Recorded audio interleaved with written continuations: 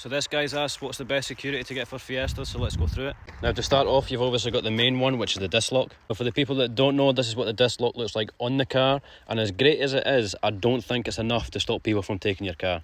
I mean, don't get me wrong, having one of these on your car might stop them from trying it, but I've seen several cases now of people only having a disc lock and their car still getting stolen, so it's not worth the risk. Also, if you do pick one of these up, make sure you get one of these little covers here.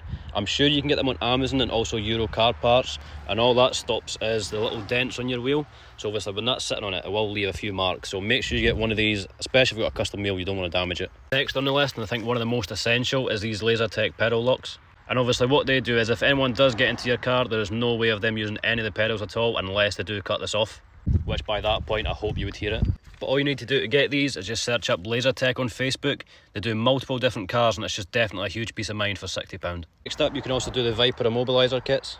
Now, although they are a bit pricey, they're 100% worth it. I would rather spend £500 making sure that car isn't going anywhere than the chance of losing it. So, in my opinion, 100% worth it. And then people might say, well, why you got all the locks on the car if you've got the immobiliser? And to be honest, it's just peace of mind. I like knowing that that car is going absolutely nowhere. Another few quick ones that you can do is the OBD. You can relocate that to somewhere else behind the dashboard. So if they do get in and they do try and get their device in there, it's not going to be there and they're not going to know where it is. And then if you really wanted to, you can go on eBay and buy a fake OBD, and you can also put that in there as well. So that just gives you that extra little bit. You could also disable the boot as well. And all you'd have to do for that is remove all this plastic trimming and then just pull out the little cable for it. Obviously at that point you won't be able to access your boot from using that button there. Quick fix around that is just by double pushing the button, and there you go.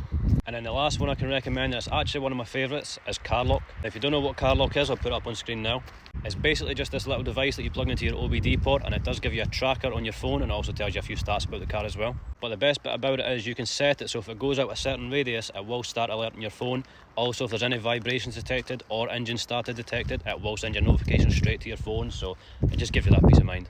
Also, I will be making a YouTube video very soon going over more security options that you can do and going more in depth over the ones I've just went over.